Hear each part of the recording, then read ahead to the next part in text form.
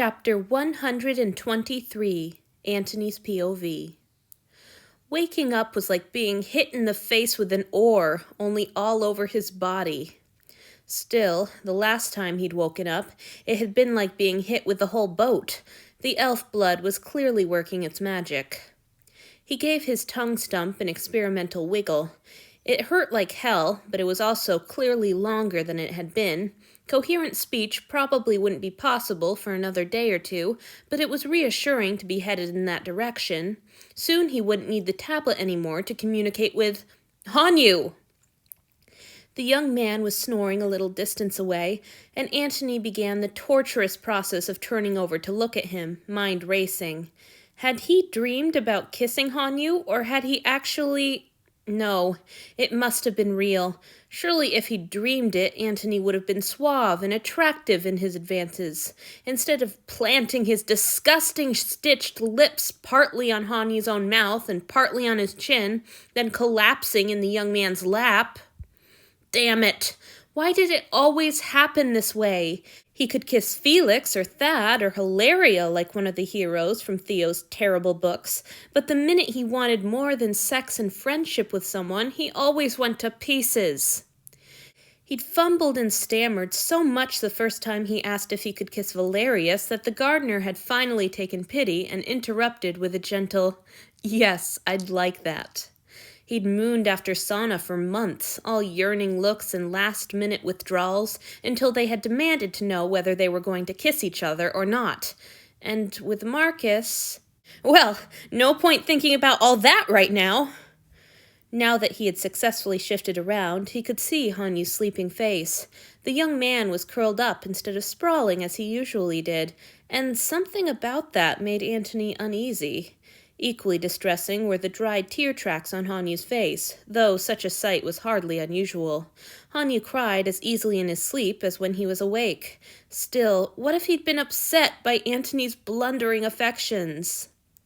I must look awful right now, Antony realized, gut flashing hot and cold in turns with his sudden mortification. It's not like all my scars are hidden under my clothes like usual. My face is all swollen and stitched. I don't have a tongue! Gods, I'm a mess! Who would want a kiss from that? I would scold you two, but I'm just glad you're getting some sleep, sighed a voice, and Antony jerked his gaze up to see Julia looking down at them with her arms folded across her chest. At his accusing look, she rolled her eyes. I did knock, but under the circumstances, I wasn't just going to wander off when nobody answered. I meant it, though. I'm glad to see you both getting some rest. Are you feeling better? Antony nodded grudgingly, and she smiled. Good. It's a relief to see everyone on the mend. Her face clouded. Well, mostly. Antony's fingers flew. He didn't even know what he planned to say, only that he needed to change the subject before she brought up Titus. I need to ask you for a favor, he signed. Have you checked the island for a replacement fish tank yet? The diversion worked. Julia's eyes widened and her hand flew up to cover her mouth. Oh no, she gasped. I can't believe I forgot. Would you please send someone to look? Antony signed. I need pencils and some drawing pads, too. Julia nodded, collecting herself. I'm sure that can be arranged. Colored pencils or dark? Fuck, he didn't know, and he couldn't bear to wake Hanyu to ask. Both. All right, Julia nodded. That was a relief. Antony wasn't sure when Theodora planned to leave the island, and as long as she was in charge, he was perfectly happy to let it remain none of his business. But he couldn't bear it if they sailed away before he was able to keep his promises. Well, to order someone else to keep his promises for him, anyway. For the moment, it was as close as he was likely to get. I'll go myself, Julia said, her eyes distant. I think I've found a room that will work for long-term restraint, but we'll need to lock it from the outside. Cloelia and some of her fishermen are confident they can rig something up for us, but they'll need bars and a heavy lock. And I need furnishings to make the place comfortable for... How's a sow? Antony signed frantically. He'd expected the question to distract Julia, but he hadn't expected how effectively it would do so. Her eyes snapped back into focus, and she squared her shoulders and lifted her chin, clearly defensive. He's fine, she barked, her tone sharp enough that Hanyu's snoring broke off for a moment before resuming. More quietly, Julia went on. He's fine. He's healing well. You should visit him once you're able to walk and speak again, I think. He's convinced that you're angry and planning to get rid of him. What in the world? What is wrong with these humans? Why do they think everything is their fault? What the fuck would I be angry at Asao for? He signed impatiently. He got kidnapped. He hardly had any choice in the matter. He thinks he's going to be in trouble for stabbing Marcus's foot, Julia replied with a sigh. Damn it.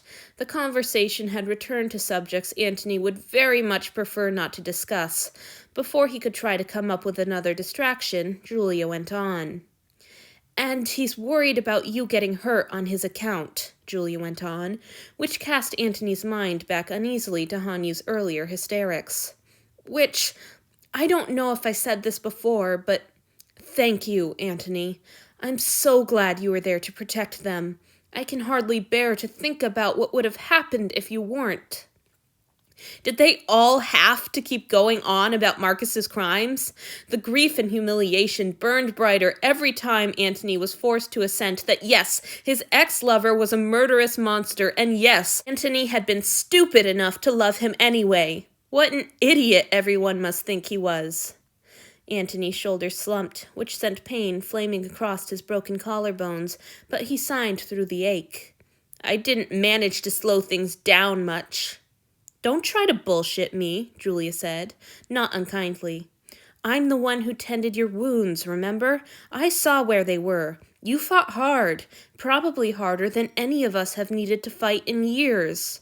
Of course I did, Antony signed back, his movements jerky with both pain and irritation. Any one of you would have done the same, and you probably would have been able to save the day and rescue them. If it weren't for Felix, all I could have done was die, and he didn't even let me manage that. I said not to bullshit me, Antony. Her tone was sharper this time, and she looked at him with an uncomfortable intensity as she repeated her words. Dying for someone is easy. You fought for them, tried for them. That's what I respect. Antony couldn't help glancing back at Hanyu, his brow furrowed anxiously in sleep, and a little drool striping the expansive cheek between his mouth and the towel. It was for you. He would have tried his best to save Asao. He was as certain of that as a person could ever be about what he would have done, but the fact that he hadn't stayed down after Marcus broke his skull and sternum, the way he'd clung to the bigger vampire's ankles and bitten his legs as he was dragged, that pure animal desperation had been all about Hanyu. I'm yours, he thought it again, and though the thought was terrifying and bore the first echoes of a coming calamity, there was peace in it too. He belonged to Hanyu. He'd accepted that on the beach. The questions and indecision were over. Now, all he had to do was try his damnedest to do right by the man, to see him happy, to give him the life he deserved. Julia cleared her throat, not as delicately as she probably thought. I take it the two of you are finally... Antony whipped his head up to glare at her, fingers flying. We're nothing! Why would you even suggest something so... She interrupted him by pointing at the discarded wax tablet. It still lay at his side, clearly displaying the words, I'm not angry. I meant it. I'm yours. Antony's low moan of humiliation was interrupted by a knock at the door. This, finally, woke Hanyu, who reeled up to a sitting position with a sweet, slack face and bleary eyes. Along with the drool on his cheek, there were red lines from the folds of the towel. Everything inside Antony felt squeezed tight with adoration at the sight of him. Blah? The young man slurred, staring uncomprehendingly. Julia's stern mouth didn't turn up, but her eyes sparkled with amusement. I'll get the door.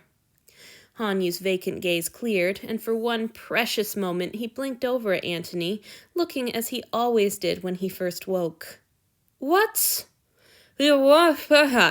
Antony slurred, as close as he could come to, she wanted to check on us. He shut his jaw and wiggled his healing stump in irritation. Soon it would be able to reach his teeth again, but not fucking soon enough. The sound of his mangled speech seemed to bring Hanyu back to himself. The young man's face closed off, and he shifted to his knees, then planted his hands on the rumpled towels and pressed his forehead over them. "Please forgive me, my lord," he said, no traces of sleepiness remaining in his voice. "I've been neglecting my duties." Antony gaped down at him, even more speechless than he had already been. It felt a little like being slapped, only much, much worse. "Did I fuck up the kiss that badly?" "Look who it is," Julia said, marching back into the bedroom with Theo at her side. Theo's eyes widened when she saw Hanyu's prostrate form. She looked questioningly at Antony, who could only stare back at her, helpless. Julia was less gobsmacked. "Sit up, Hanyu," she said easily. "Theo brought you something." Hanyu obeyed, his face worryingly subdued. When Theodora held out the bulging satchel, however, his expression crumpled miserably, which was even worse. "I'm sorry, my lords," the young man wailed, and the three of them exchanged startled looks. "I'm so sorry. I deserve whatever punishment you want to give, what you want to give, my lord Antony, since you're my master and—" "Oh," he subsided with a moan. Theodora looked as if she wanted to run away again, but she bravely extended the satchel again instead. "This isn't body parts or weapons or anything bad," she said in her most soothing voice, though Antony had to admit that wasn't saying much. "It's just the things you got at the warehouse." Yes, my lord," Hanyu said wretchedly. "Oh," Antony gestured until he caught Theodora's eye, then started moving his fingers. "He feels bad about going to the island," Antony signed quickly. "He's upset to be reminded of that." Theodora relaxed, clearly relieved to have an explanation for the young man's outburst. She turned back to him with an encouraging smile. "Don't worry about it, all right?" she urged. "No one's upset with you. We're just happy you're all right. Anyhow, these things are yours. Come on, take them." By now, Antony expected Asao to move immediately when he was given an order. He didn't expect the same of Hanyu. However, that was exactly what happened. The young man accepted the satchel, his face burning and eyes downcast. "Yes, my lord," he said dully. "Thank you, my lord." Julia sighed. "Right, okay. Antony, if you're feeling all right, I'm going to tend to my other patients." "You should ask Hanyu if he wants to come with you and visit Asao," Antony signed back. He didn't know what was wrong with his attendant, but he had the unpleasant suspicion that giving Hanyu time away from him would help. Maybe it would reassure the young man that he wasn't about to be punished by some vengeful, bloodthirsty fiend, or pawed at by a repulsive, lecherous, hideous old monster. Julia's eyes widened and her posture stiffened. "I'm sure that's not necessary. Anyhow, you need him here. Goodbye!" She whirled away, and the door slammed shut a moment later. Weird. Theodora was still trying fruitlessly to catch Hanyu's eye. "Hanyu, please, did I do something wrong?" she asked anxiously. "I'm sorry if I said something boneheaded when we were rowing back here. I'm not good at people. If I'm being insensitive, you've got to tell me or I'll never figure it out." "No!" Hanyu gasped, horrified, then added a hasty, "My lord, of course your servant isn't angry with you. You've been so good to me, my lord. I just don't deserve—" He broke off in a miserable sniffle, and Antony and Theodora were left to exchange panic-stricken looks over his humbly bowed head. Everything was wrong, and Antony had no way to fix it. He didn't even know where to start. But he and Hanyu and Theo were together, and there was one thing that bound the three of them. One thing he thought he could rely on. "Theo," he signed desperately, "pick a book, any book." Her eyes lit with understanding. She moved to the nearest bookshelf, perused the spines for a moment, then undid the leather strap and pulled out a volume. Crossing back to the bed, she sat heavily on the mattress next to them and extended the book to the unhappy human. "Hanyu," she said cautiously, "Antony wanted to know if you'd please be kind enough to read us a story."